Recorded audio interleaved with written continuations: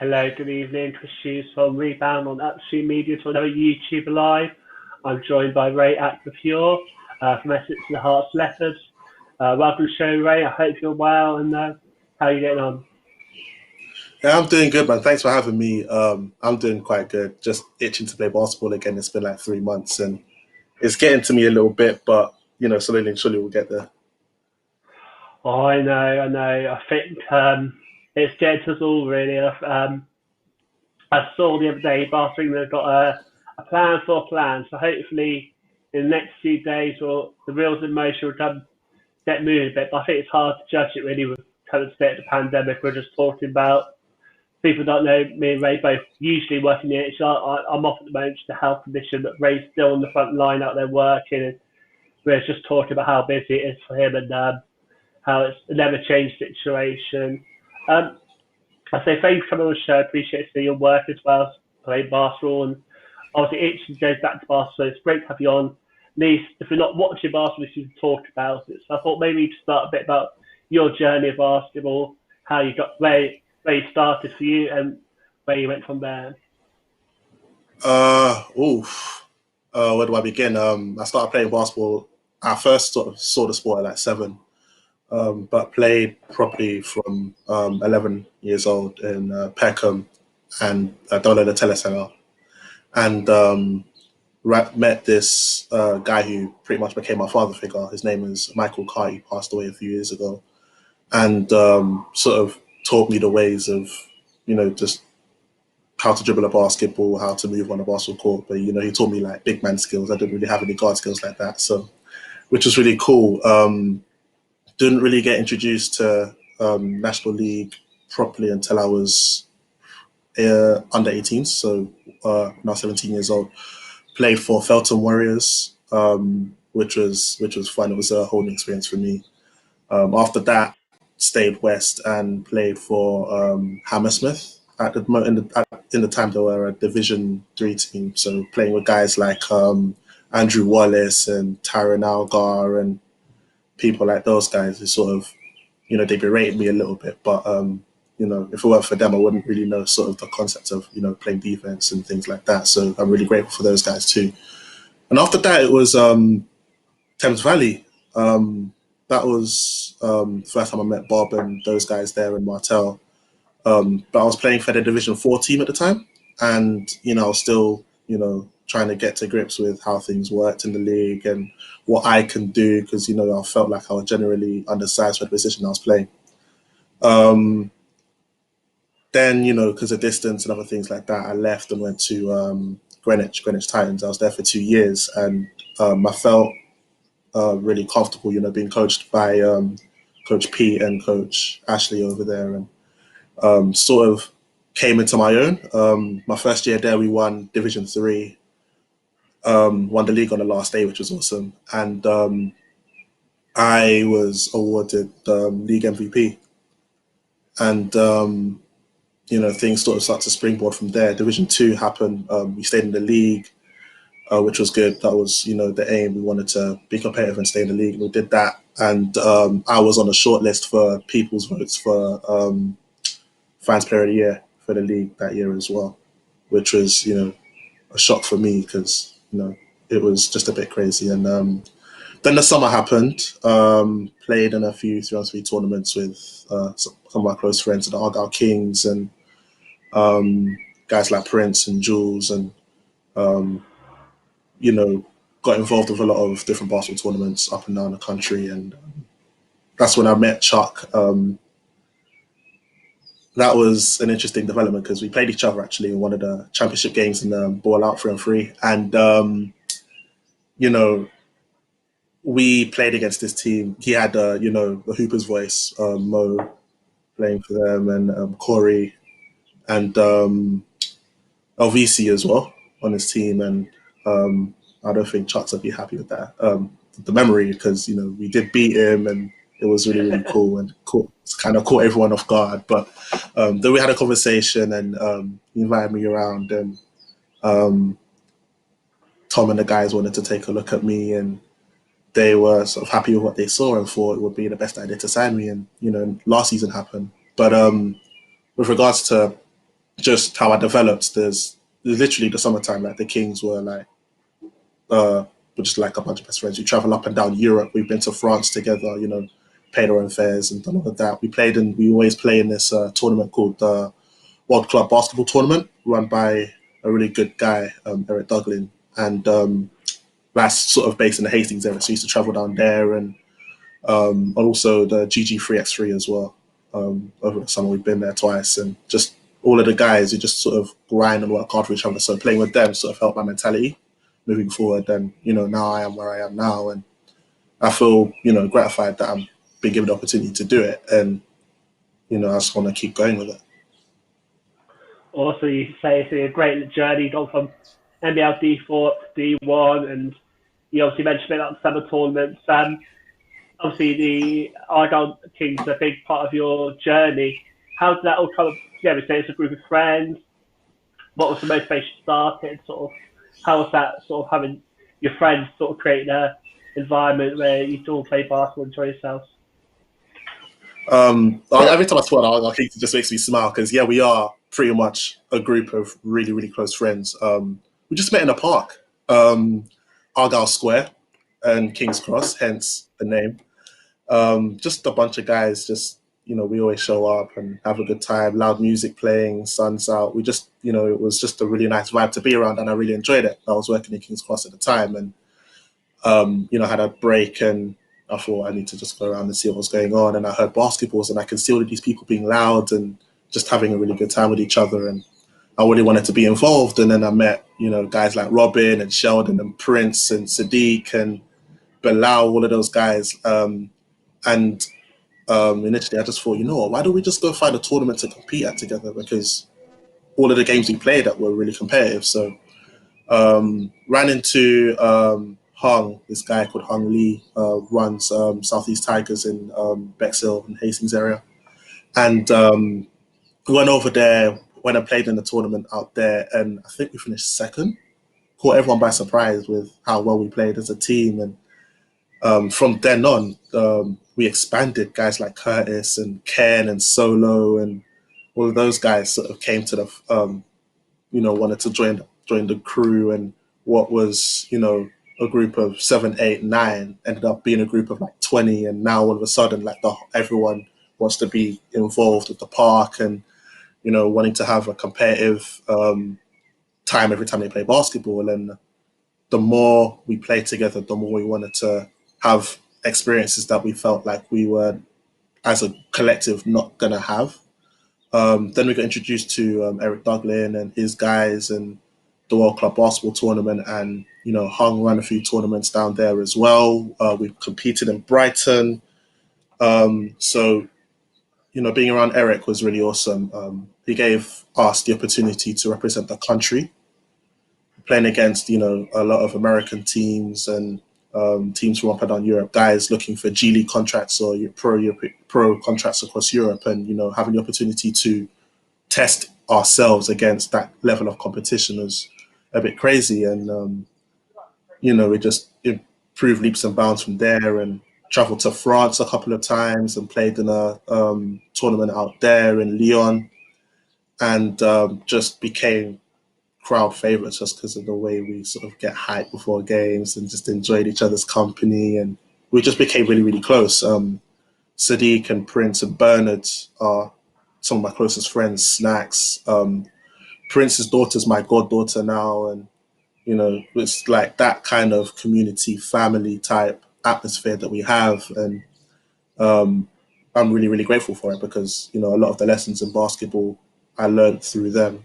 We had our tips and stuff like that, but every summer we all come together, and it's just love, like a real family atmosphere, and I'm eternally grateful for them. Awesome. That sounds great. And obviously, those sort of things are really good for the culture of basketball and obviously enrich your experience from it. Obviously, so you guys got really close. You said about the relationship you built with your guys. I was wondering maybe like from off court, what were some of your fondest memories, experiences in terms of in that build to become what you guys were? Oh man, I can go on forever, but I think the best one was our first trip to France. it was the first time we did that kind of thing together and got a bunch of the guys together. Corner Pocket was there, Nikolai, and just, a real close knit bunch of guys. And we just all went out there thinking, this is just going to be fun. We have our own hotel, we've got the pool to ourselves, we can do whatever we like. And just, be away from London because, a lot of us didn't really have, the opportunity to have these experiences. So for us to be out there and do all of those things, it was awesome. And then I think one story that I have, Frank Puto, the one of the organizers of the tournament, he sort of organized a lot of our games to be outside. And the venue itself, the indoor venue, held about maybe 500, 600 people. And but we played our first game outside, so it was our second game of the day. And we was out there and swarms of people just sort of started to gather, and all of a sudden no one was inside. Everyone is outside in this little small, court, surrounding the court. And we have this thing where, we have like this little clap ritual thing that we do before games to get us into the frame of mind to sort of focus and do what we need to do. And what was awesome was when we was doing that stuff, the hundreds of people that were outside were getting involved and clapping along with us, and raised us up even more. We made even more noise, and we absolutely decimated the team in front of us because we were so hyped, and it was just awesome. Everyone was making noise. We can barely hear each other. And I'll never forget that, because it was one of those moments where we felt like, what, we actually really belong playing at a high level. That was when I realized I felt like I could hang with people that, are, from the outside looking in, would be considered head and shoulders better than me. And then obviously moment after that would have been just hanging out at one of the World Club Arsenal tournament situations, dancing in Sadiq's, Bilal's old house, with Bernard one morning, and all of us just crashing in his living room and sleeping bags all over the place, Curtis acting a fool, Snacks acting a fool, Ken having a king-size air mattress for little 5'3" self, and just little things like that. Aaron Campbell was recording things and documenting things, and the vibe was just so nice. And I don't think I've ever had a vibe like that with any other group of guys. And I kind of want to bring that forward to wherever it is I play. Like every time, I always want to be happy and jovial and have a good time and just be hype for no reason. And one thing I love about the guys, we all have nicknames, and a lot of them don't call me Ray anymore. A lot of them call me the Bushman, just because of my aggression and my noise, and just because I'm African. But it is what it is. And everyone's got nicknames: Prince and Aboki and Snacks because he eats a lot and things like that. But it's just really, really close, and I just love those guys to pieces. Sounds great. And I was about to ask you where the nickname Bushman came, but you've answered that for me already. That's great to hear. Before we came on there, we were talking about how crazy it was. Basically, when anyone did show, I posted out on the social, tried to promote the show, and I went on the Bushman page, and I was like, whoa, there's like 20 or 30 people sharing the story. And I'm not surprised, but we've had some comments through in, so I thought I'd so Dan JP says, remember that game, last winning shot? Oh yeah. That was love Dan. That was the GG Film 3 last summer. Dan came, and I was so grateful that he came and showed love. That was awesome. And it was me, Jules, Prince from the Argyle Kings, and Justin from Westminster Warriors. We're playing a 3-on-3 tournament, and we got to the finals, and I don't know how we pulled out the bag. Game went to overtime, and then it went to double overtime, and then I think the team was from Bournemouth. They missed a wide open layup, and I had an opportunity to make a game-winning layup. Got fouled in the process, missed the layup, but I had 2 opportunities on the free throw line to win the game, and I missed all my free throws up to that point. So I was thinking to myself, "Oh, Jesus Christ, what am I going to do?" So came down to it. I missed the first, and then I was like, my hand started sweating, this and that and the other. And then I made the second, we won the game. But I was so focused on the fact that I missed the first one, I was just like, bleh. But then, after it sunk in, it was just really nice. And, shouts to Dan, I love Dan. Dan's awesome. Awesome. And We got Corbs coming in, say AMT, Bushman, my guy, Sany X, ah, a lot more guys. Do you want to say hi to them, a little message? yeah, those that are watching, I appreciate all you guys. You guys are a part of everything I'm trying to do, whether it's off the court, on the court. Corbs, funny story about Corbs.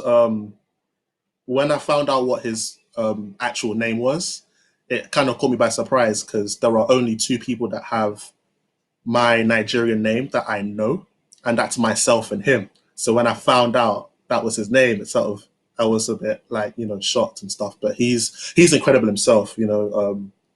I sort of started to take him under my wing a little bit because he was young when I met him, and even though it was like a couple of years ago, and he's sort of come leaps and bounds in this game, and I'm looking forward to what he does next. Does he play? Does he play in the league? I didn't catch what you were saying there. Does he play in the He league? does. He plays Division 3 for London Thunder. They were unfortunate this year. I feel like personally, I feel like they should have won. They should have got promoted. They should have won the league. But a couple of results didn't go their way. But he's just growing leaps and bounds this year. And I personally am really, really proud of him. And I'm actually excited to see what he does next. Definitely. Next quote we've got here is Michael. I'm saying, I hope I say his name right. Say, why don't you let the people know you're injured as well? Oh. Want to elaborate further? What was the injury, or was it? Oh man. Oh, Mike. See, me and Mike, we have a kind of relationship where we both hate each other on the court, and yeah, we both hate each other on the court, and we both just work really hard for each other. I think that day, the GT from Free, Mike was there. I think I hurt my groin that day as well, but I was just making it work anyway. And yeah, I've actually completely forgot about it since he pointed that out. So shouts to him. And just an aside on Michael, he plays for Greenwich Titans, and he's another one of those people that just works really hard. And I love playing with him. So he's always sort of showing me love and stuff every time I'm out there, and I just appreciate playing with him. Definitely. It's great you mentioned these names. I'd love to tell more of the league. They've been a one-man band predominantly. Focus this time NBL 1, but I do want to promote more NBL 2 and 3.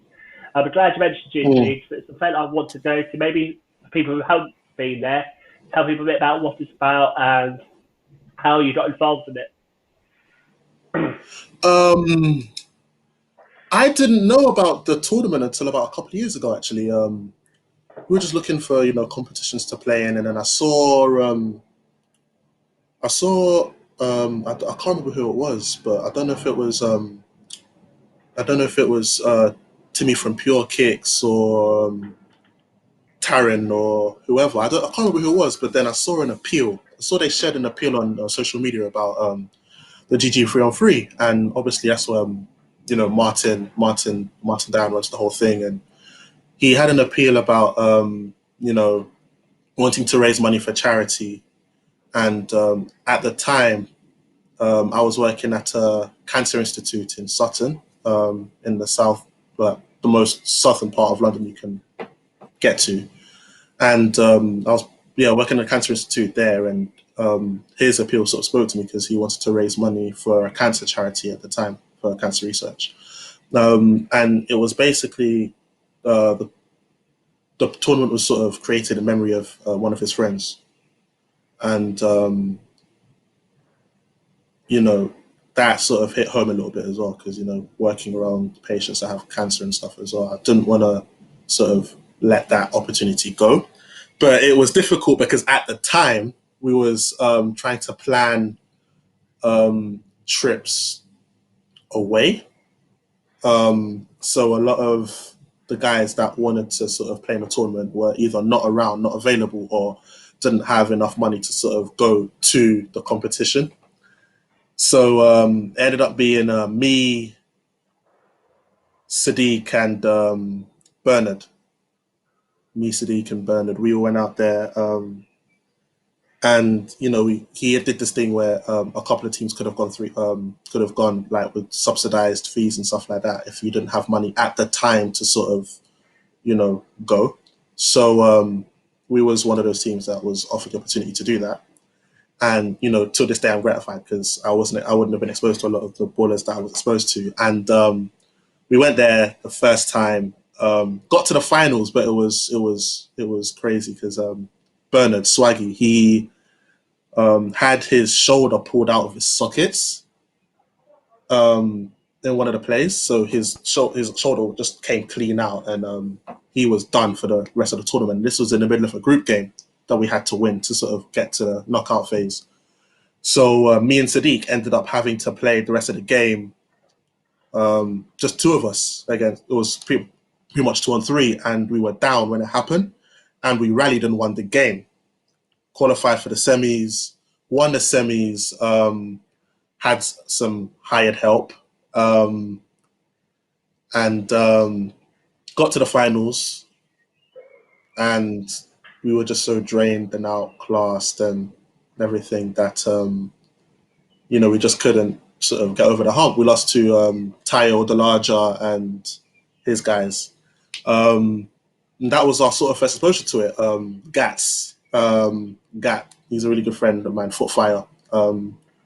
He was the guy that came and helped us out. And then this year it was like, last year it was like, oh, surely you guys have got to come back. You guys have got to do this. You guys, like, Martin was so excited to have us around. And, from early, he was like, you know what, let's go. And, we ended up going with like 7, 8, 9 of us and split us among two teams. And, I ended up doing a promo to sort of promote the tournament with Timmy and Chanel Michaels, which was awesome as well, and AGP and Taryn and LVC was around, it was cool. It was like really, really fun time. Aaron Campbell was helping out with video, and Carol was around as well. It was just all a really, really sort of new experience for me, just being around. And then obviously the tournament happened. I think that was the best dunk contest I've ever seen in this country ever. Jordan Sutherland, Joe Henry, Jordan George, just the best dunk contest I've ever seen. Just the whole tournament, the whole vibe at UEL was just awesome, and I was just really blessed in being able to win it. And if it was happening this year, I would have been, the first team down. I wouldn't have thought twice about it. I just love that tournament, and for me to hit the game-winning shot as well, game-winning free throw, was just really, special to me as well. So I really appreciate Martin and the tournament and everything that they're trying to do, raising money for charity, and also, having that as a lasting memory for George Golston as well. Was, like, the whole thing is just really awesome.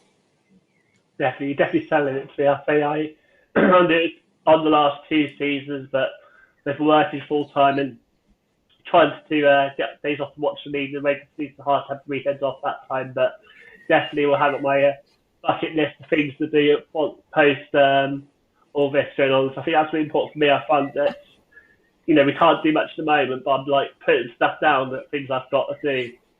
I see in the comments before says, tell us about the journey to the Leopards. I'm sure we'll cover that in a bit. I wanted to talk a bit about your MVP season.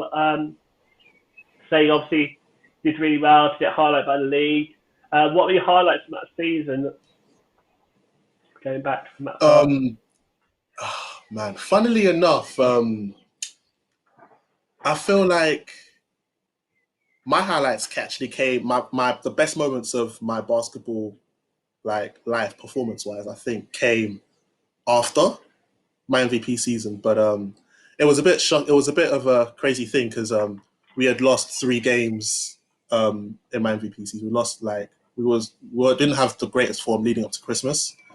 The league was wide open, but we were not so much floundering, but near the bottom of the middle. And we played against some teams where we felt like we could have won, we should have won, and I'm slowly sort of trying to find my way, get to grips with playing with the team. Even though I knew a lot of the guys there, just slowly getting to grips with the team and trying to establish myself somehow, and realizing what was missing.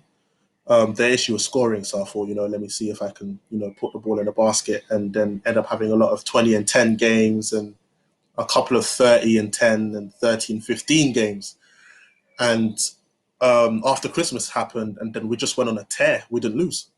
Don't know what happened. No one had a team talk. Everyone was, unfit and overweight from Christmas and turkeys and things like that. But the switch flipped, and all of a sudden I'm getting 30 and 15 games, and a lot of I had a 20-20 game, which was a bit immense. And we were fighting with Northants Taurus and I think it was NASA at the time, UEL, East London All Stars, fighting against with those guys too for promotion. And I don't know if it was. I don't know if Ipswich were in the division as well. But no. That was the year after. But yeah, it was us three fighting for promotion, and we had those two teams as our last two games of the season. So we went to UEL and beat them, which was awesome. But we needed UEL to beat Northants, and we needed to beat Northants ourselves. And the Northants game was probably the worst game I played all year. Couldn't get to the basket. They paid special attention to me rebounding the ball, and yeah, it was really annoying. But we rallied and worked hard. AJ, loudmouth AJ, I love him to pieces. Just really giving it to their point guards and getting into their heads, and Tenny, who obviously I played with as well this year, the Leopards. We just worked hard. Guys like Lewis and David, who plays for Loughborough, just really, really worked hard for each other. And David eventually won us the game, and then we realized, oh my gosh, we were floundering in Christmas, and now all of a sudden we're a result away from winning the league. And UEL went over there and absolutely destroyed them the next week. And all of a sudden we're like, oh crap, we're champions. So we're there celebrating our whole thing, and we're all happy. We're playing D2. The club's been promoted. I'm happy. I've never been part of a promotion team before. I've never won a title before. It's my first title. I'm over the moon. I'm happy. A week later, I'm seeing all of these notifications on my Facebook popping up, and congratulations. I'm like, what's going on? So next thing you know, I'm seeing messages, and Dave Owen pops up and says, "Oh, congratulations! You've won the MVP for Division 3 South." I'm like, "Excuse me, me."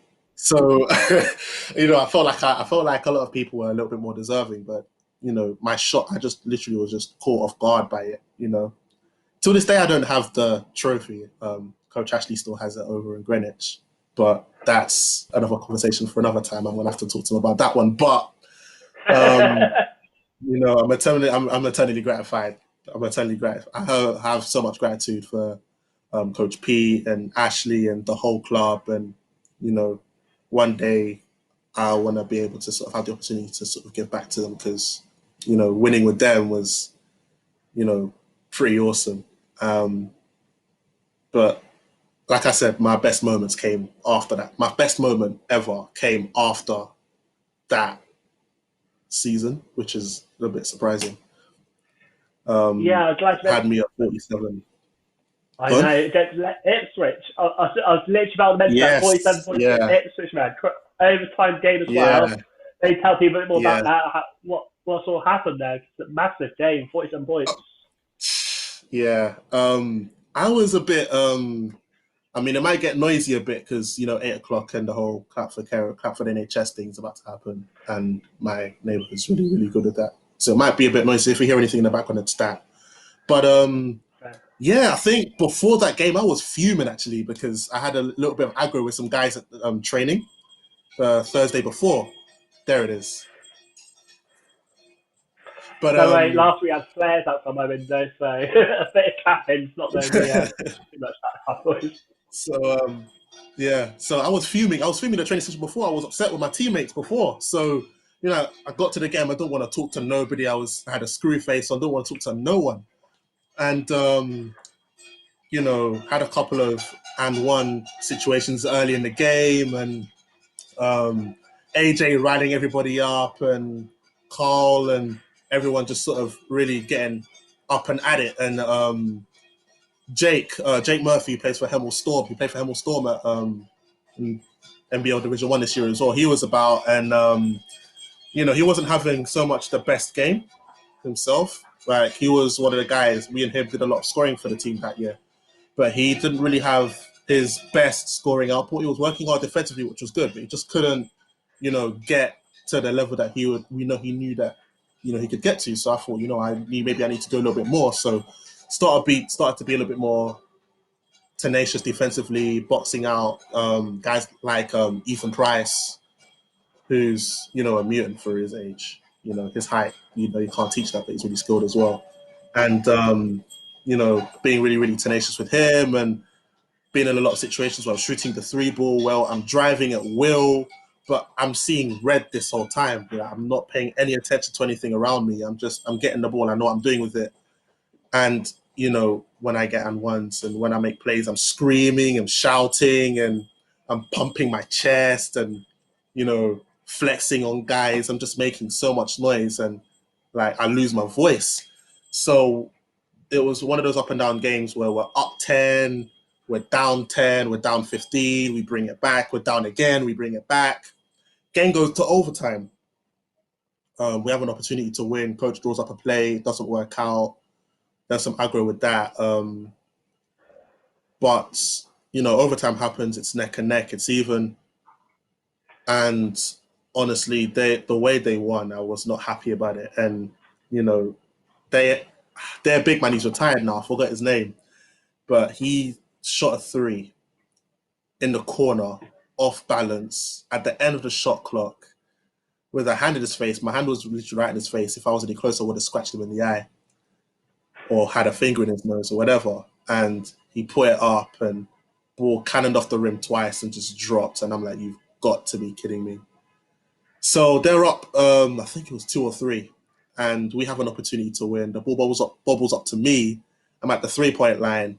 I shoot the ball, and rolls around the rim and drops out, and they get the rebound and they win the game, and I'm upset.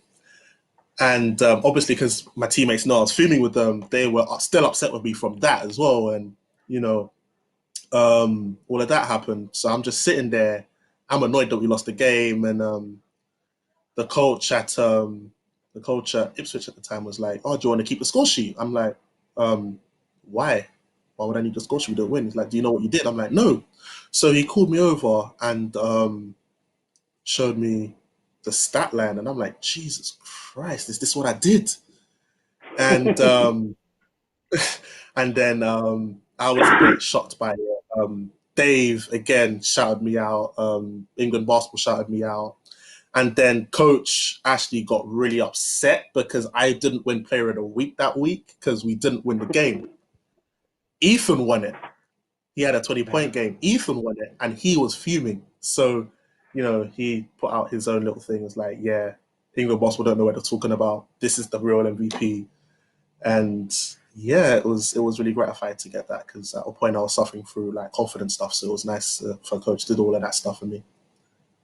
But yeah, that was the best game I've ever played.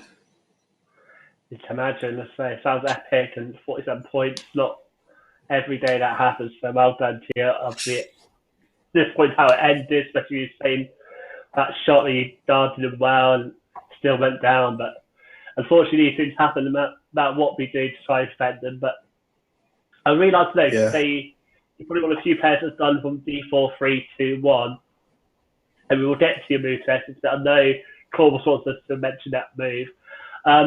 What was sort of the hardest adjustment for you? Was it in terms of doing 4-3 or 3-2 or 2-1? What was the hardest for you, do you think? I think the two hardest ones I've had to deal with was 4-3 and then 2-1. Because playing Division 4, I was sort of when I got there, I was sort of at the end of the bench, wasn't really getting a lot of joy with some of the sets they ran at Thames Valley, and um, never really got comfortable playing Division Four. And it wasn't at all towards the end of the season where I was getting a little bit more joy. I was training with the first team and holding my own. Even though I wanted to play for the first team, I wasn't really getting an opportunity to play with the first team. Holding my own and establishing myself as someone that can actually put the ball in the basket and get a whole heap of rebounds in the process. Save when again, save. We were almost finished at the bottom. We obviously didn't get relegated, but we almost finished at the bottom that year. But I sort of asserted myself then as well. And then going into Division Three, I knew a lot of the guys there. A lot of the guys were veterans in the game. Obviously, in South London, everyone knew who they were. A lot of the older guys, they've been in D4. They got promoted to Division Three. Obviously, promoted to Division Three the season before I joined, and they had something established there. They had someone that they had to rely upon to score the basketball. They had a system there, and I'm sort of going into that as a virtual no one. No one really knew who I was. No one really knew what I had to offer. And I went from being on the bench to starting really, really, really quickly. And it affected a lot of people at the club because, who's this guy? Don't know who he is, and it took them a while to sort of adjust and get used to the change in dynamic. And it was hard for me because at the time, again, I'm a really mentally conscious individual. So I pay a lot of attention to my confidence and how I'm feeling with that. And that a lot of that stuff affected my game. And I'm not really hard on myself because of it. And, I was suffering with like a lot of confidence issues, and then going there and being able to do what I did and put the ball in the basket and seeing a need that needed filling, it was affecting my confidence in a positive fashion, but then affecting the others in a negative way. And we had to try and find a way to sort of clump the whole thing together. So that was a bit difficult to sort of deal with. And then from 2 to 1, I went from being someone at my club at Greenwich to then being a virtual unknown. Coaching staff didn't really know what I was capable of. They had to see what I could do for myself. Chuck didn't know who I was until my team beat him at the 3-on-3. And even though he reluctantly wanted to speak, he didn't even want to speak to me. He was that upset that, my guys beat him, but he did. Then, took my details, invited me to training. And, again, it was like, who's this guy? He's kind of raw. And also around that time, I was training with Westminster Warriors. I trialed for Reading Rockets, and Reading turned me down. And I was beginning to feel less and less confident at Westminster. So I'm thinking to myself, if I really want to play D1, this would literally be it. And Tom and Roger and Seth saw something, and they called me and was like, we want to see you play the US Select guys. And then that happened, and probably want to go into that a little bit later. But I went from being a virtual nobody to someone that became really effective. But even that in itself took a lot of mental strength to do. And shouts to the guys there. I'm really grateful for that. Even when things changed, then with the signings, like just after Christmas and things like that, I had to then readjust because that affected me being on the court as well and things like that. So it was awesome. It was awesome. But I think those two transitions were really, really hard. Let's say in a privileged position, having done that journey, established yourself as a D1 player with Essex. You talked a lot about the mental side again, having to overcome some of those difficulties of rejection and being a small fish, big pond, big fish, small pond.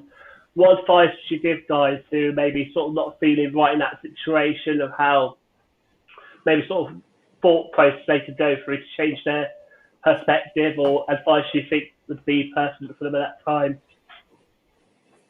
I think the two things, I have two sayings that I sort of follow. The late Michael Carty, my old coach, my first coach, he always told me, don't stop moving, keep running. So, if I run into a brick wall, obviously, if I can't climb over it, the only thing I do is just power, through it. And I would just advise those guys to just keep doing what you're doing. Eventually your time will come, and keep working hard. The other saying that I run with a lot in life as well is in life you don't always get what you deserve, only what you have the leverage to negotiate. That was from Jalen Rose. And some of the things that are non-negotiable for me is how much work I put in, and the rewards of your hard work will eventually show. You might not deserve it, but you've put yourself in a situation where you've worked hard enough to have that as leverage for negotiation. You grind, you work hard, and you put yourself in a position to succeed. And when the opportunity comes, with everything that you've negotiated with your hard work and your grind, you just take what you can with two hands. So, if I was to give anyone advice, just use those two sayings. In life, you never ever get what you deserve, good or bad. It's always what you have the leverage to negotiate. And if you can negotiate those things, you just have to take it with you and just keep moving. So I've been doing that, especially this year. This year was really hard, because starting on the bench and not knowing how much I play and not knowing how much of an impact I'd have on the team, to being someone by November, December, having like a string of double doubles and being like a major influence on how we play as a team. I never ever sort of put myself in a situation where my grind and my hard work was negotiable, because it's not. So, I would just tell whoever's like in the same position as me to just keep pushing forward and keep doing what you're doing and never negotiate hard work, because it'll always get you to where you need to get to. Definitely, very good advice. So thank you, and I'm sure there'll be people watching this who to take that on board and help them develop that a little bit further to get to where they need to go. I know Cole wanted to get a bit more about the journey about joining Leopards. You said about you came on the back of the Reading trial and maybe spent a little time wrestling. You go a bit deeper, maybe sort of bit about the trial period coming to Essex. What were some of the challenges and one of the things that went well for that trial period from your point of view? Obviously, coming off the back of finding out about Reading, I was a bit there about trying to find somewhere to play, and I was actually at one point leaning towards going back to Greenwich and trying to get them up to D1. But then opportunity showed up at Westminster, where they were having off-season training and things like that. I spoke to Justin and Tossin, who play for them, and they was like, yeah, calm down. I'm sure you'll get into the team. So then I went, and the more I was there, the more I felt like I wasn't going to fit in, or I wasn't going to sort of be able to sort of be involved with their style of play and the personnel that they had. And then the 3-on-3 happened. Again, sorry, Chuck. We beat Chuck. And then, he invited me over, took my details down. I went to training for the first time, and there was a lot of people there. A lot of people. To the point where I'm thinking, okay, I'm, analyzing and evaluating everyone and what they can do, what I can do. I'm like, okay, cool. This guy can shoot. Okay, this guy can handle the ball. Okay, this guy plays my position. What can I do that's better than him? Oh, maybe I could rebound better. Maybe I could do this. Maybe I could do that. Maybe I could run the floor. So then, um, you know, tried as much as I could to sort of hide my frailties and stuff like that. And after that session, I was just sort of, you know, like looking to see if Tom's looking, in my direction, like from the corner of my eye as I'm getting changes, things like that. And he comes up to me and he goes, "Oh, how you doing? Um, you showed me a couple of things that was really interesting. Is it possible to maybe take a little bit of a closer look at you?" I said, "Fine, that's fine." So they had a friendly with USA Select, a bunch of guys looking for G League contracts just come out of college in the States. They normally come on a tour to the UK every year, and I'm playing, and I'm sitting on the bench thinking, this is surreal, because Brentwood Centre, packed house, couple hundred people, really noisy.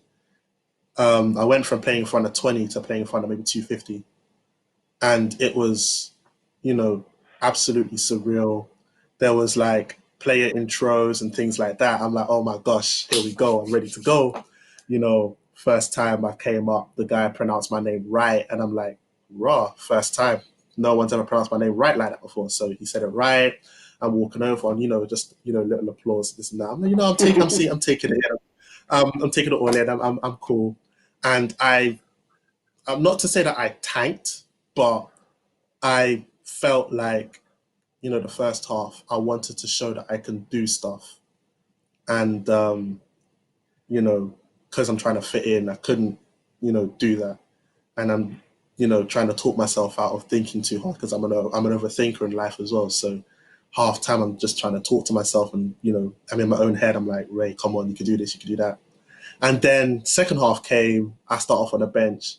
All of a sudden I step on the court and I don't know what happens. I string maybe 4, 5, 6 straight baskets in the post, posting up these guys and just absolutely just dominating them. Like just for like that 3-minute stretch. And I've never heard so much noise in one place. And it was just like, yeah, I feel like this feels right. This feels good. And ended up with 14 and 9, 14 points, 9 rebounds. I was like, you know what? I did really, really well. I'm looking back thinking, even though I had a slow first half, that second half was nice. Like came up, obviously, I got called to the bench later in the game. Everyone standing up, shaking hands, like, yeah, this is what we like to see. All smiles and things like that. And then after the game, I'm just walking around, trying to untie my shoes, and I'm being like approached by all of these people. Oh, you are incredible! You're incredible. Could you sign my shirt? Could you sign my basketball? I'm like, raw. Yeah, sure. So I'm signing all of this stuff, and I'm thinking, yeah, I'm just like, I've never been here. I've never been here. I've never been in this situation. And then the next next training session happened literally the following Monday or Tuesday. So this is literally in the space of a week. Following training session, he says, "Oh, this is before the session." He goes, "Oh, we saw some things, Coach." Okay, this is Coach Tom talking to me. So we saw some things that really put a smile on our faces, and we like your energy. We like the way you scream and shout and flail angrily and fight for every rebound, and we want you to be part of the club. And when he said that, obviously I was in a bit, of a shock myself because, I'm now wanted, I'm now sought after playing Division One after all of these trials and things didn't go according to plan. I was like, for real? He's like, yeah, we would love to have you as part of the club. So that training session, I'm all smiles. I'm so happy. I'm just, grinning from ear to ear. I'm happy. And I think Coach Tom saw that because it was, reflective in the way I was playing. And the following week, signed my name on the dotted lines, and that was that. And I'm eternally grateful for the coaching staff, so, for giving me the opportunity. And yeah, even every time I think about that story, it just puts a smile on my face because it's like, just the thought of all of these people just screaming at me and, signing all of this stuff. And it's just like really, really gratifying how, like you said, it's just a journey, like everything came and being effective in Division One. And, the whole thing's just awesome. Like I could not be any more grateful for Tom and Seth and Roger for that. Awesome. I say it sounds great, and I definitely see how you feel for that. It's definitely sort of great emotions, great feeling must be for that day playing. And almost sounds like a bit like a Steve Yeah. K thing where you're sort of signing people's contract autographs and all that jazz. Yeah. I'd love to get your opinion. So obviously playing in D1 is obviously a different opposition of what you're used to D2, 3 and 4. And it was really interesting. So I was talking to Teesside Lions manager director the other day, and he was saying that for him, like basketball's more than just a basketball game. And I think if we want to grow the game, I think you talked about it as well, and those sort of summer things. It's not the basketball that Yeah. you remember, what's the effect, isn't it? It's how it makes you Yeah. feel, the atmosphere. Yes. Yeah. So definitely, I think we definitely champion the event a lot more to say. Obviously, Yeah. what a smile to your I face think for those fans. Yeah, come. yeah, like Tom, the coach staff could vouch for this. Every time before games, like when I hear music and stuff, I'm literally the guy in the layup lines dancing and acting a fool and doing all of those things. Someone's looking at me like, "What the hell is this guy doing?" And the coach staff sort of embraced it, and that's how they see me. I'm not. It's not like you said. It's not just about basketball. It's about what the effect of the actual event itself can do for people. And, it's had that much of an effect on me to the point where now I'm playing Division One basketball. So, I think you're right. We should probably champion the event a little bit more, make people want to, as a product, want to sort of be a part of the NBL and see what the NBL is all about, and just promote it as a product through how we, promote ourselves as not just players, as teams, as, a collective in the event standpoint. So, I'm just all about having a good time. Like, you can never take me seriously on the court.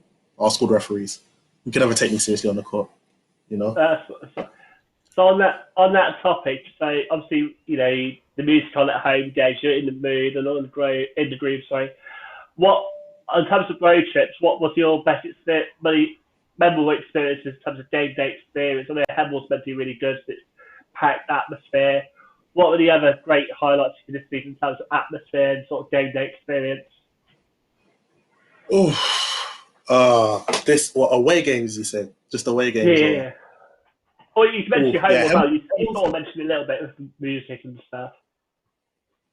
I think my best atmosphere has been at home. I think our first home game, because we had a spell of 7 or 8 away games to start the season, which wasn't, cool. But I think that first home game, it was loud. You know, we might not have like the capacity that your Hemels have or your Solents have and things like that, but it was loud and it was awesome. And the cup game against Reading, that was another one because I had a really good game that game too, and it was loud that game too. And um, yeah, it was one of those games where I'm in the mood, everyone's into it, coaching staff's into it, the bench are into it, Tenny's making noise, um, James is shouting and losing his voice on the bench, and when I'm on the bench, I'm waving my towel around like a crazy person. It was just one of those games because, there was a point in the game where we went on a run and no one is sitting down anymore. Everyone is standing. I'm on the bench at this point. I'm not even on the court. We went on a run against them. And yeah, like 1-on-1 happened. Everyone's standing, everyone's screaming, everyone's shouting. I dash my towel onto the court and quickly drag it away before the referees can see it.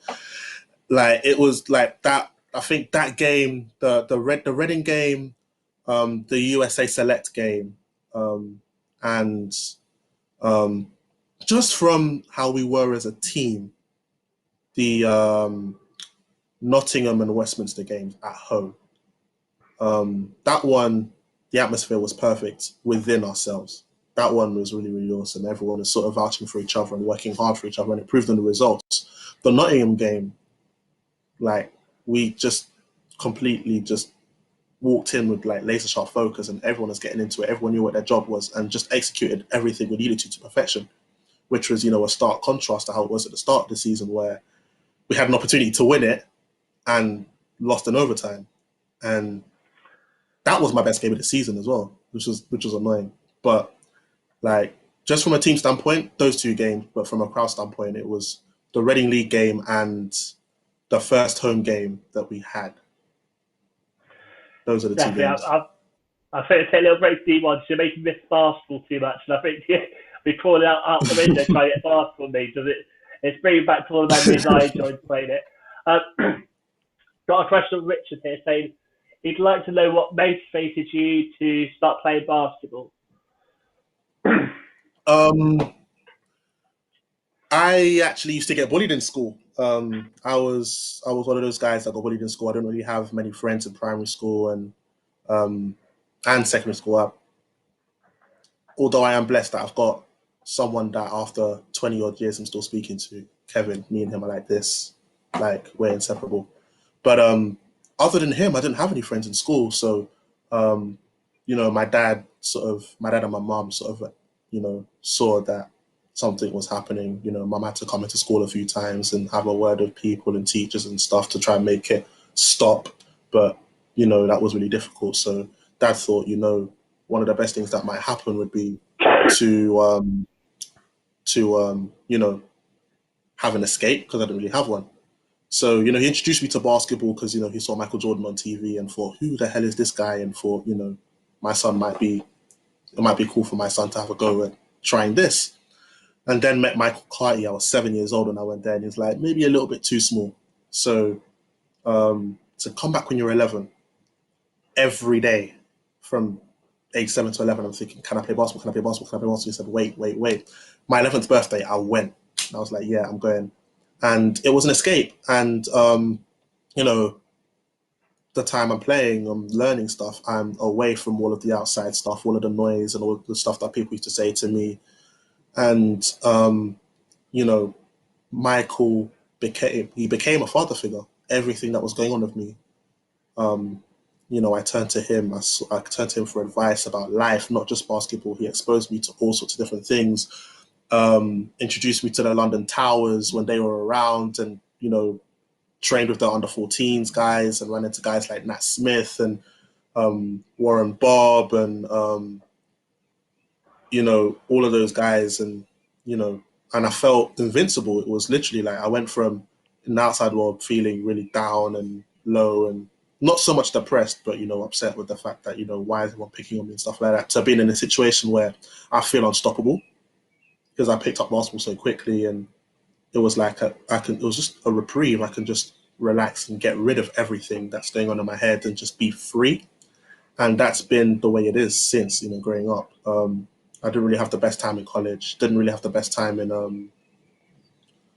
lot of different, you know, scenarios and circumstances. Secondary school wasn't the best either, but you know, I did meet some cool people, and that was literally just through basketball. You know, all of my friends I've met through basketball, one way or the other, and I'm eternally grateful for the sport because it's literally kept me sane.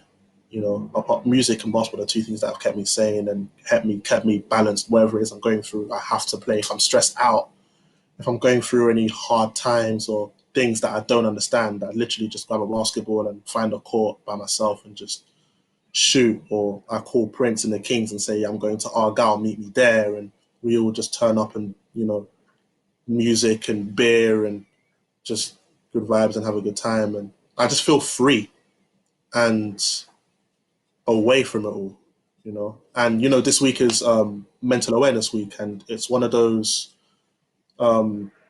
weeks where I'm really, really in tune with myself. I'm always sort of evaluating myself and where I am and where I want to be. And I'm always sort of reaching out to people to say, you know, if you need someone to speak to, if you don't have an outlet that I have in basketball, then, you know, I'm more than happy to just come through and speak to me or speak to somebody, because it's not the best look keeping things bottled up within you.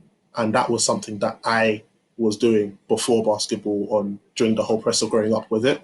And basketball was literally the one release that I had. And, you know, I'm eternally grateful for my dad and my mum for introducing it to me, and the late Michael Carty for grooming me and building me up and helping me to become the person that I am. And then all of the teams, all of the people I've run into across the way, you know, through basketball for helping me grow. And yeah, it's just one of those situations where, you know, because I'm so mentally in tune, basketball's the only thing that helps with that, you know.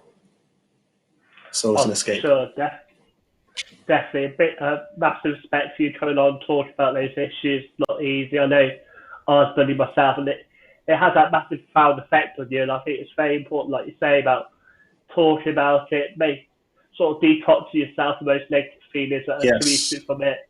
And Mm. then come to your own self. I think for me, when I was being bullied, it didn't matter what they said, I'd believe it. But when Mm. I started actually saying, listen to my own voice, listen to what my thing is, it's very empowering, and then what they're saying or what Mm. they're doing, it's not going to affect you as much as your like mental toughness, which you sort of alluded to before in terms of how you think about the game, and in terms of it make it use your own decisions to get you where you need to go to. Yeah. And Yeah. I think it's really important. I've been seeing a few people recently this week, and one reason they're struggling. And I think basketball has this massive, powerful effect for one reason or another. Like, it unites so many people. And I think a lot of people use it as a coping strategy, like, you know, you start with a hobby and get Mm. into it. And you know, I sort of want to say to anyone out there who is struggling, just connect to people on a human level, speak to people, and just try and have those conversations, because it is Mm, difficult. Because I think a lot of people, they spend a lot of time in basketball. A lot of people invest in mm, emotionally and also physically in terms of actually their socializing mainly past basketball. So it must be really difficult for those people. But we're getting there. We'll doubt if it's stronger and basketball will come back. So that's a little bit about just saying about being aware of your own mm. mental health and talk to people if you're Yeah, struggling. Because I think it's hard at the moment because we want to be continuously developing, but actually it's really hard to step in the way. So it's okay yeah, to feel bad, but also you can do this, you got this.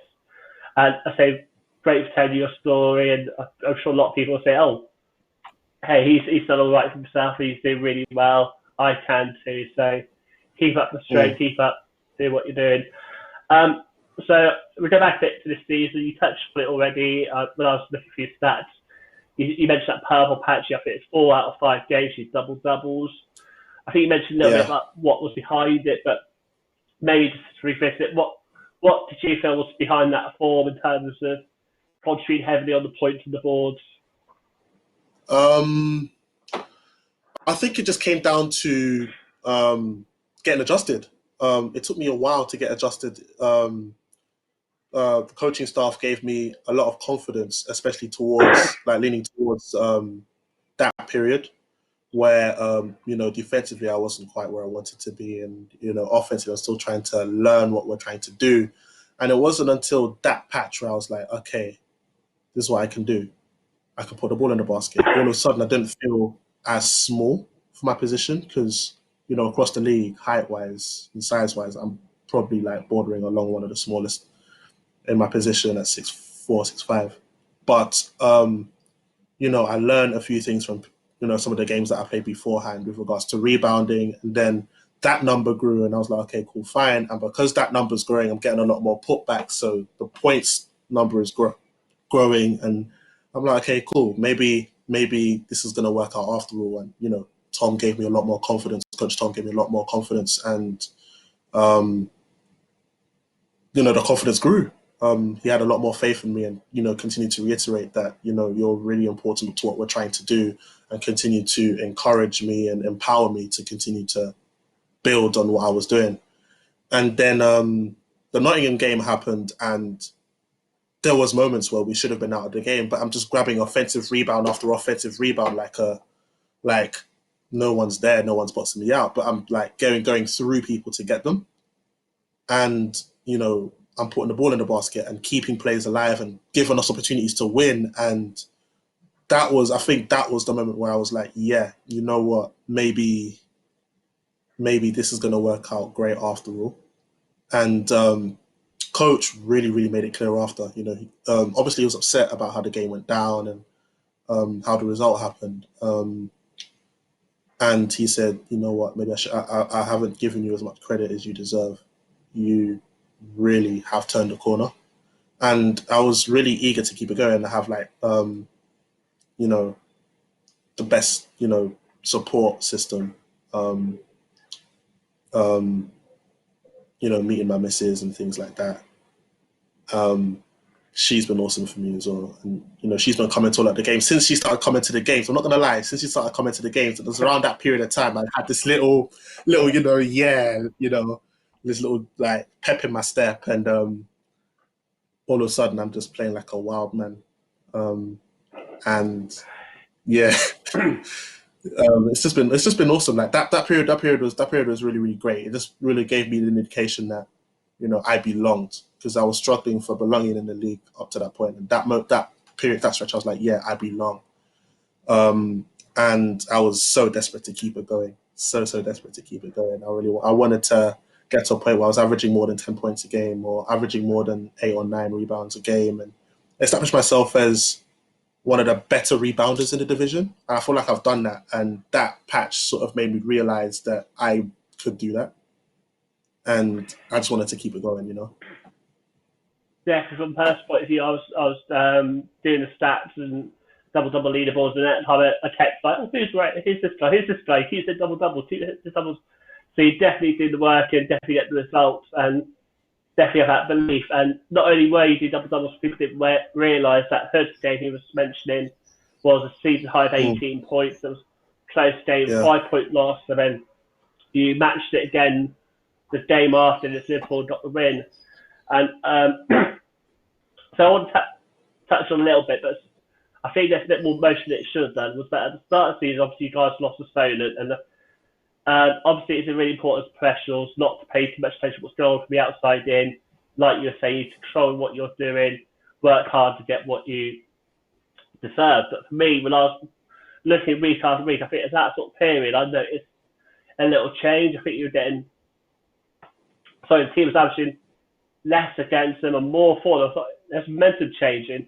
Did you guys feel that as a unit too, that you're sort of getting a bit tidier on defence and maybe a bit more points on the board? And did you notice a change coming in yourself in that period? Yeah, and it was discussed as well as a team.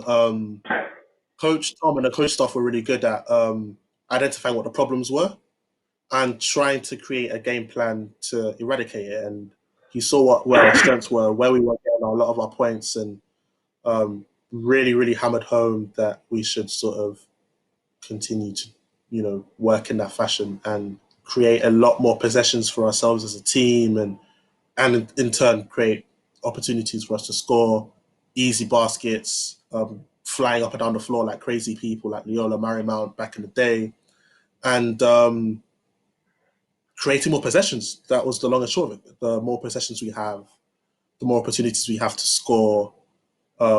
Even though that means more time playing defense, it also meant we were in a position to win because we felt like we could in our day outscore any opponent. So it was discussed with the coaching staff, and they really did a good job of hammering it home. And I felt like in the long term, we were like, as the season went on, we were a lot better for it. We were in a lot of games, and the Solent game was a bit tough because I don't think everyone else around the league realized how special that team was. And obviously, I know guys like Jonathan Lashley and Brendan Okoronkwo. I've met them before. I played against Jonathan when he was at Nassau and I was at Greenwich at East London All Stars. But I saw those two guys and I was like, it's going to be a problem because those are the two guys that I knew. I thought it's going to be a problem because I know they can play. But I don't think the rest of the league understood how special they were. So then they saw the result, and then social media just blew up. I didn't see it, but my teammates were telling me, and yeah, social media just went crazy. Like, what the hell is going on here? Blah blah blah blah. I blacked out the noise because I obviously didn't pay attention to it. But then seeing what happened when other teams would what's happening with other teams when they're out there, and Westminster got smoked over there. A lot of teams got smoked over there, and I'm like, okay, cool. It's not just us. And then seeing what they did in the BBL trophy, playing against BBL teams and just giving them the boogie. Yeah, that team was just something special. So that was a blip, but I think because we didn't know the entity that they were, it kind of hit us a little bit harder. So it took us a while to recover. Definitely, and I am a Kesha fan before that, and I was put out the Flames after. I was like, I didn't realise how good they would be, and definitely it was like I think I got a few people buying drinks after that because they were like, "Oh, Tesla did it again." So I think they will. It's not ethics; it's actually the Tesla. So obviously, you guys have proof of the pudding and Doc, and obviously the other guys did, and a few of the guys who miscommented you bought a few drinks recently. So yeah, you're right. So definitely, it's good to see that you guys come out the other end. Quickly, a quick shout out to everyone sending messages and comments. Thank you, really appreciate it, and we read as many as we can. If you're new to the channel, obviously subscribe. Upstreamedia did a great job streaming D1 games during the season, do a daily show. The latest one was one I was just thinking at the time. You mentioned about how you want to be sort of one of the best rebounders for your size. We've got Coach M's asked us, good to see repping Leopards. Which players do you model your game on and why? I like to model my game around guys that play the 4 or the 3, but can do a lot of everything. So last season, I was looking a lot at not Montrezl Harrell. Montrezl Harrell for this season. I was looking at more like Al Horford when he was at the Celtics because he was relied upon to put the ball in the basket, pass the ball, set good screens, get rebounds. He was play good defense, and it was his job to sort of try and do everything that was missing within the team. And that's the same with someone like Draymond Green. He's small for his position, but he's able to guard big and play big as well as play small wherever necessary. So it got to a period where he was able to stretch, he was able to space the floor. And I thought to myself, I need to start doing the same. So I started to shoot the 3-ball as well this season, and surprisingly being really good at it too. So so those two and then recently Montrezl Harrell, because the way he runs the floor. So the way he runs the floor, the way he attacks every possession the same way, like it's his last. That kind of aggression. Just I try to model my games around those three NBA players. I want to be a combination of the three, and so far it's been working. So great to hear, and I hope Coach Emma, I hope that answers your question. Oh, we've got another one here. David Forsyth, obviously mentioned before, he's at Loughborough at the moment. Is that what's something you want to add to your game for next season? I think he's trying to get this down in early, I think. David, I think for next season, I want to become a little bit more rounded. I want to be a little bit more technical because I want to be a little bit more effective on the defensive end. I feel like that's somewhere that I could improve. I want to be able to attack defensive rebounds the same way I attack offensive rebounds. And I just want to keep doing the same, just continue to grow as a basketball player, continue to develop, continue to progress, become more of a threat from the outside.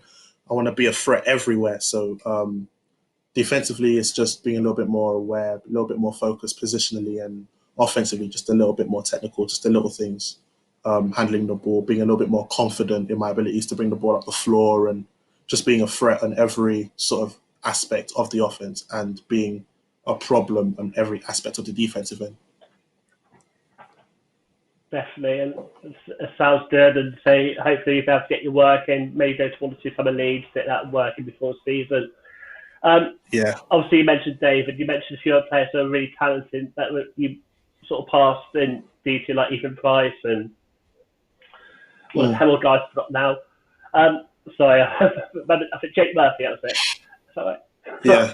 I was wondering, like, just for me, I got into rebound because I follow football first. I knew about basketball, and I follow a sort of small team in the third tier. It's not important, but from when I was football, like if I went to watch a game, I'd probably know most of the players, and when I came to watch doing rebound, it was hard to know about the players.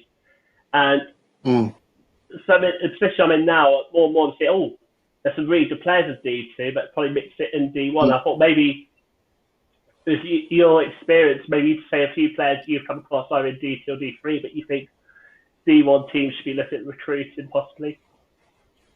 Oh boy. Oh man. Where do I begin? First of all, Corbs, Onome, he's awesome.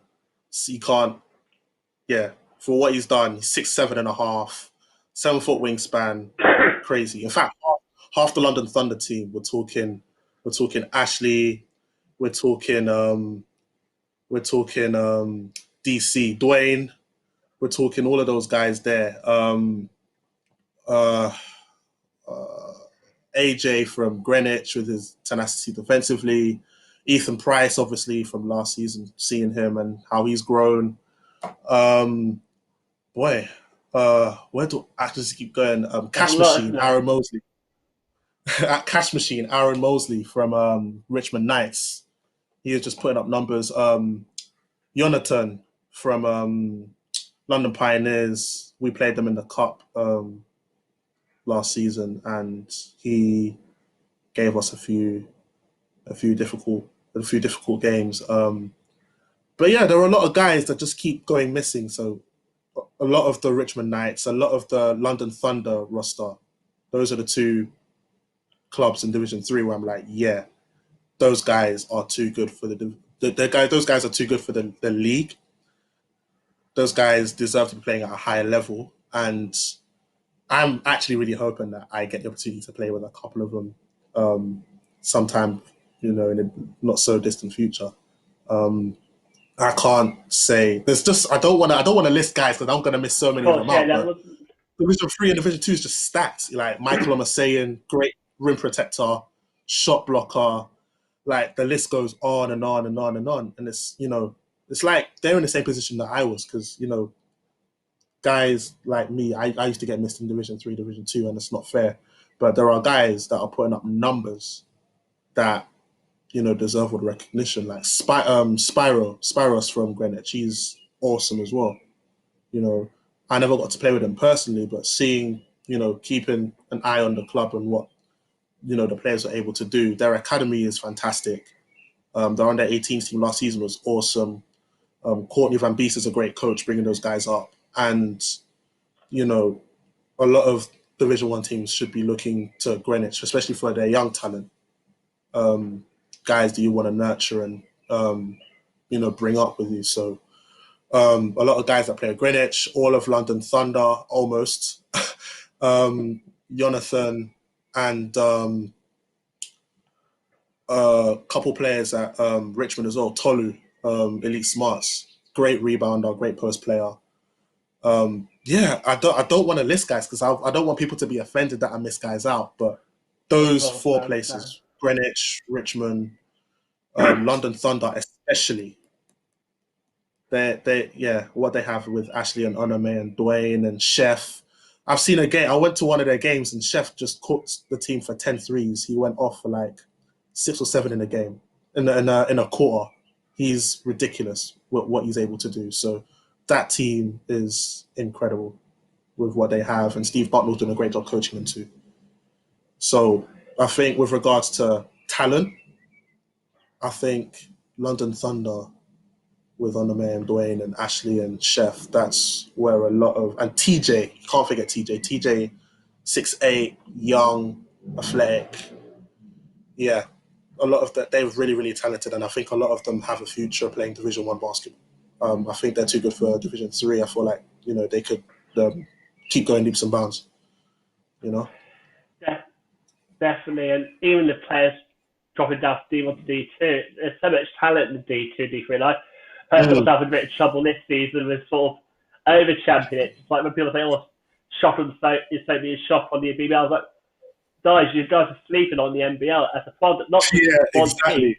There's a lot Exactly. of talent you slept on, and it's ridiculous. I feel like it's such a logical rebound to be in, but it shouldn't be. There's so much talent that you mentioned. A dozen or so names and probably haven't even is tip of the iceberg. So hopefully Yeah. we'll see them be developed. So I think I really want to see them test themselves at the toughest level. For me, I think Mm. that's the way they get better. Like as much as great watching Cam Hildreth at D1, I'll be like, come on, let's get BBL. Because he probably might not go back to that level, but Yeah. it, Yeah. I think it's a shame. But it's a lot we said. It's still a great league to be in. Don't get me wrong. I'm not trying to undercut it, but it would be great for these guys to get opportunities higher up the ladder. Hopefully that will change. I don't know if you saw, but the BBL, they've increased the American. Obviously, that's not taken away from the UK spot, but and I guess you're probably not the Mm. most trained person. But what was your reaction to that? Because there's probably has a lot of ramifications heading down the league as well. I imagine. I mean, obviously, I'm thinking, like I said, I'm not really too trained with the BBL and stuff, as I've only sort of been introduced with the personnel in the BBL like within the past maybe year or two. But what I will say is that increasing it would obviously increase the quality of the product. The play. It would increase the variation in the style of play amongst teams. But I feel like it might be a situation where it would mean the NBL Division 1 and 2 would become more saturated with homegrown talent, which as a league is great. I think more homegrown talent needs more opportunity to play, more opportunity to show themselves. It gives a lot of clubs the opportunity to sort of say, look, we've built it from the ground up. This is what we have. This is what we've been developing. Everyone is from here. this is what we're trying to build.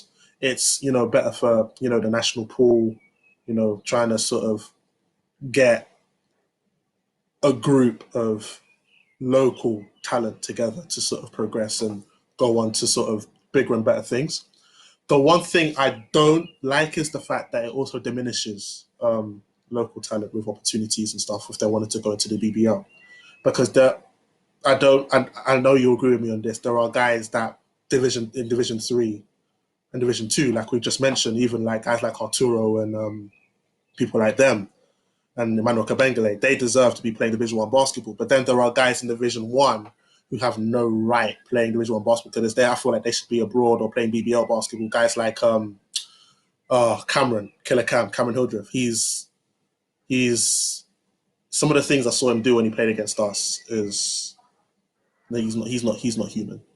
But yeah, I feel like he really should be playing Division 1. He's really need to be playing BBL, be in a state somewhere. He's that special, So I feel like adding an American, it does create opportunities for more homegrown competition, but it also diminishes in the sense where guys that deserve to play at a high level might not get that look because they want to reserve that spot for someone foreign who maybe might not, what's the word, thrive as much as someone homegrown in the same position. So it's a double-edged sword. Sometimes in one ways it might be good, some ways it may be bad. We just have to wait and see how it plays out. Like for now, we still need to try and figure out how we're gonna do things post coronavirus. So, it's just a case of waiting and seeing what happens. Of course, I appreciate that. It was a tough question. Sorry, I asked you. It was just, I think it's quite topical. It's happened in the last few days, and I think with your experience growing from the bottom up, you've seen a lot of experience maybe other people haven't. So we talked a bit about this season, form, and then but there was what I like to call was NBL free agency. So sort of tell how it was how that was a massive change for Essex in terms of BBL talent coming in. Oh man, it was a welcome change. Like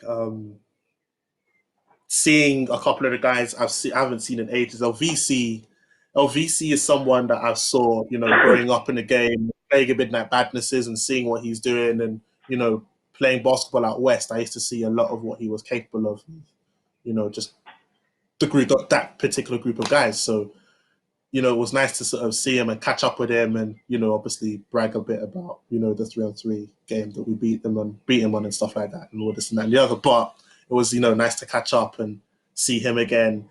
Aaron Williams, his case was a bit different. I knew him outside basketball. He's one of the guys that, I met playing at the park in Argyle Square in King's Cross. So, I used to see him every summer and it was a bit of a surprise to sort of see him. I'm like, oh, where have you been? So it was nice to see him. But I think Orland was the big one because I've heard of him but didn't know him. And I think his presence really, really sort of changed things at the club with regards to culture and mentality.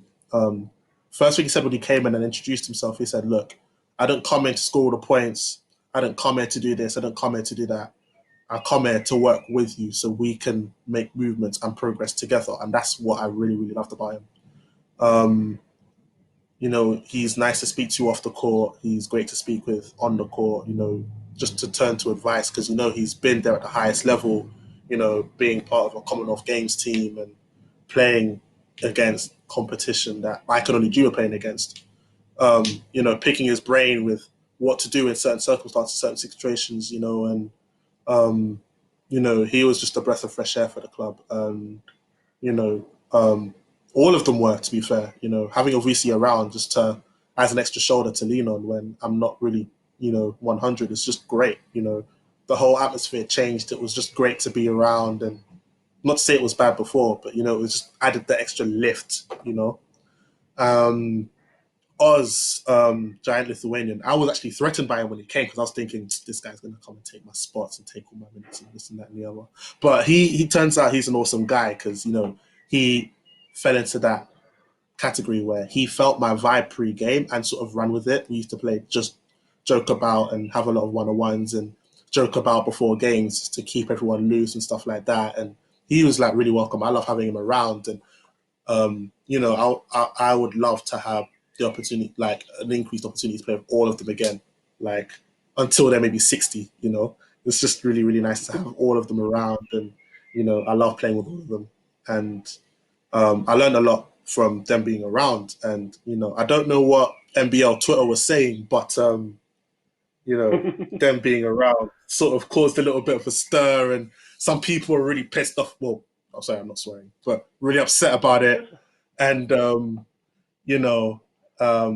lot of things were said in that regard, but we just blacked out the noise and did what we had to do to keep our status in D1. And a lot of people were pissed.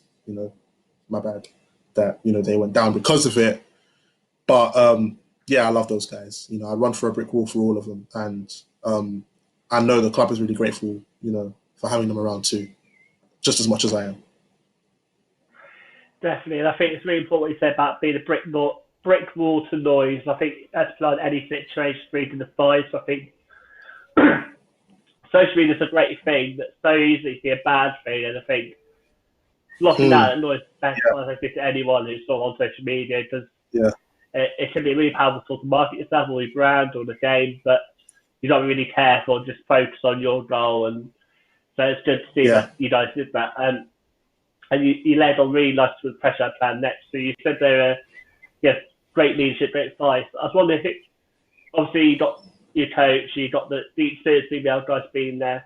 Who gave you the best advice this season, and what was it? How did it help you with your game or just the general situation? Oh, who gave me the best advice? The coaching staff actually always tell me a lot of things to sort of empower me. As I alluded to before, Coach Seth was like someone that I used to be able to speak to outside of training about all sorts of different things. He used to post motivational videos and things like that. And I'm grateful for each and all of the coaching staff, because they always want the best for me, and I would always speak glowing of all of them. But the best advice that I've had this season actually came from a player, Tenny Mongo. He started off the season at Westminster and reached out to me and said, "Look, I'm not enjoying it over there. What's the situation?" In Essex, I said, "Come, because I know how much we fought for each other at Greenwich when we won D3 together."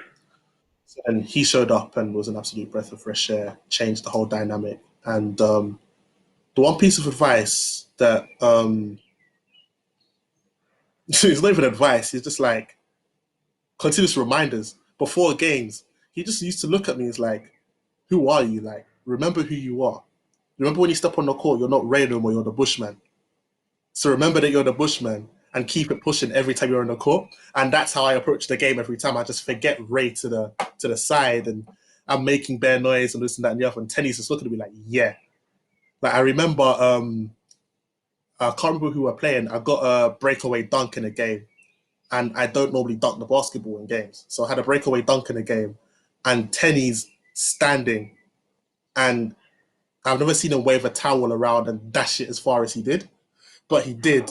I dunked it, referee called timeout, and he just waved it and just dashed it onto the court, because he's like, yeah, that's the Bushman I want to see. So, it's just about being true. He just sort of consistently reminded me to just stay true to myself, and when I'm on the court, just remember who I am. Remember I'm the Bushman. This is why I was D3 MVP. This is why I'm playing Division 1. And just remember that,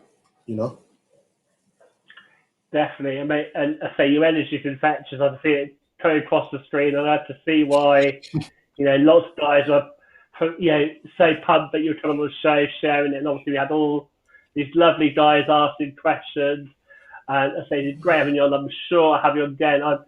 I don't really want to wrap this up, but I appreciate. But if we both carry on, we'll need spotlights or extra lighters. We're both finishing.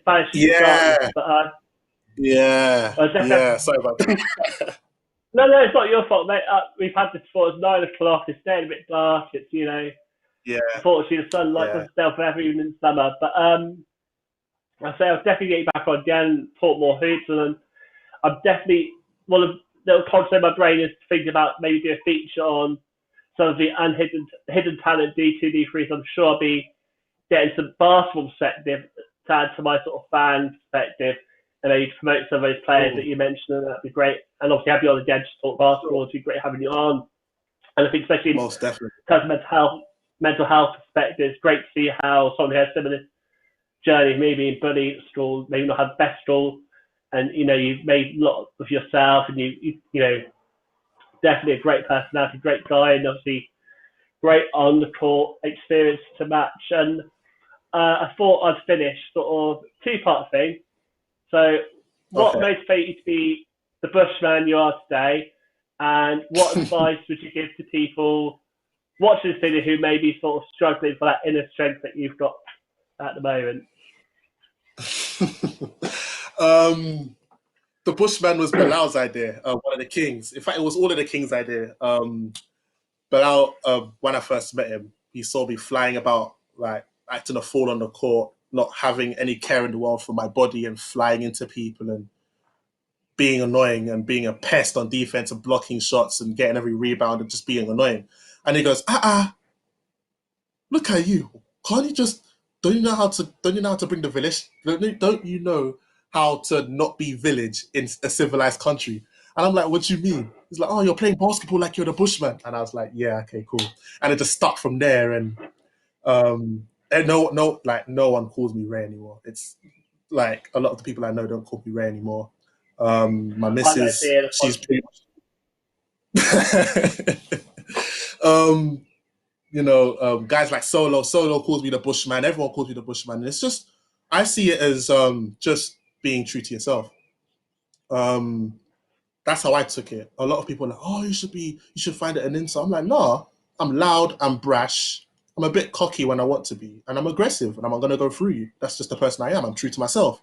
So I just thought to embrace it, and I've literally been, that name has literally, that moniker has been a pillar of strength for me because, if every time people call me that, it just reminds me that I'm just, true to myself, true to who I am, and I shouldn't really care about what other people think. Even though it's hard, a lot of the times it's hard to not, think about what other people think. But when I remind myself that, I'm the Bushman and keep it pushing, whatever other people say doesn't matter, you know.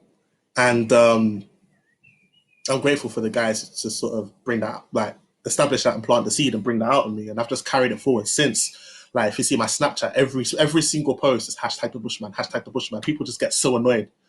But you know, I just keep it moving. And I guess if I was to give anyone advice on keeping it pushing, it's just be true to yourself. You'd be lying to yourself if you was trying to be somebody else. And if no one loves you for who you are, then you know, whoever, it doesn't matter. Like, as long as you love yourself, you're all good. It's probably some advice I need to take myself. But if you love yourself, no one's going to tell you otherwise. And if you have that reflect in your game, then you're just going to impact more people more than just your team and the people you're playing against.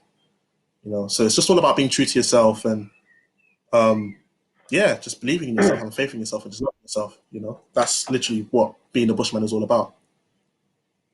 Oh, awesome. Sorry, I chuckled mid sentence. So, for people who are watching, obviously, with YouTube, you've got the comments below and then you've got the chat to the side. I'm not sure I'll do this, it's the same day to my screen, but with me and the Bushman chatting, our screen's a little bit different to the end pod on YouTube. And our producer Rupert's been working overtime, he's been getting all your comments on there so we can see them as they come. And just as you were saying there, he was like, I'll buy the Bushman t-shirt. So we need to get someone sorted. Maybe 6 man sponsor letter for the guys to get the Bushman t-shirt. Get the Bushman I'm tag gonna going. I'm gonna get 6 man involved. Yes. I'm gonna talk to Carl, get him involved and get some merch done. Definitely. I'll be in a long queue, I imagine, of people into it. Before you go, I thought maybe do you want to plug maybe anything you want to plug that you've been a part of, whether that's the Argyle Kings or anything that you want to plug. This is your moment, mate. Oh boy. follow what we're doing. I'm gonna I'm gonna leave a comment on the final thing with you know, my Instagram and the Argyle Kings Instagram as well, and all of the stuff we've done, and I'm probably also gonna plug all of the, you know, summer tournaments, the World Club Basketball Tournament, the GG3x3, Ball Out 3-on-3. Anyone that wants to meet me, they can. Anyone that wants to message me, they can. And also, spoiler alert, I will be a leopard next year. So you know, just Upstreamedia come. exclusive. So yeah, yes, exactly. So I will be a leopard next year. You know, come to, obviously post coronavirus, come to all of the games, make as much noise as possible, and don't be scared to say hi. Like, I appreciate everyone sort of, you know, watching and showing love, and shouts to the missus, shouts to Mariah for getting my audio in check because it was a bit of a mess earlier today. But yeah, just shouts to everyone that's, you know, paid attention and watched, you know, Toby, Zainab, and anyone, just everybody. I appreciate you guys, and yeah, if you wanna get in touch with me, I'll leave my Instagram handle somewhere, or if you have Instagram, just share Upstream Media, share Chris Hughes, share Rebound, because, you know, he's doing good work for the league and exposure. And yeah, just say hi. Don't be scared, man. You know, I'm not gonna bite. I may be village, but I'm not gonna bite. You know. Definitely, definitely. And thanks for plugging the show, plugging the channel. I really appreciate it. I'm just trying to give the league the love it deserves. Again, thank you for coming on, and I wish you all well and stay safe. I know you're still out there fighting the front line. I think I'll probably be back on the front line soon after my sort of 12 weeks. Yeah. Whatever it's called, it's, you know, shielding is done. I'll be back out on the Yeah. board. So Yeah. I feel you keep doing your good work, and hopefully see you soon and catch up soon. I'm sure we'll get back on the show if we Oh, can yeah, fit for you in sure. for all your commitments. Okay, Thank well, you, man. Thank you. thanks for watching. Appreciate it. You're welcome. Thank you everyone for tuning in. Take care, stay safe. There'll be no show tomorrow, but have a lovely evening. Bye from us.